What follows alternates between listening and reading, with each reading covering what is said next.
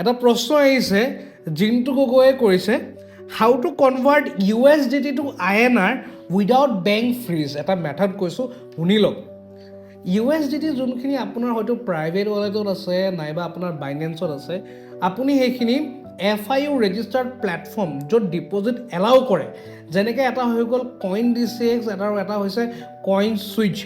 ইয়াত আপুনি USDT deposit কৰক আৰু সেই ডিপ'জিট কৰা USDTটো আপুনি চেল কৰক চেল কৰি আপুনি INRটো FIU ৰেজিষ্টাৰ্ড প্লেটফৰ্মৰ পৰা নিজৰ বেংকত উইথড্ৰ কৰক বাট ইয়াত এটা বস্তু আপুনি ক্লিয়াৰ হৈ থাকিব ইয়াত আপোনাৰ একাউণ্ট ফ্ৰিজ নহয় বাট আপুনি যে চ'ৰ্চ অফ ফাণ্ড গভৰ্ণমেণ্টৰ ওচৰত ডিক্লেয়াৰ কৰিব লাগিব বা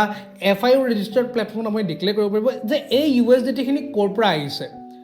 ইয়াৰ চ'ৰ্চ অফ ফাণ্ড কি আৰু একৰ্ডিংলি আপুনি যোনটো টেক্সেশ্যন পৰে তাত আপুনি টেক্স ভৰিব লাগিব this is the best way freeze নোহোৱাকৈ USDTক INRলৈ আমি ট্ৰেন্সফাৰ কৰিব পাৰোঁ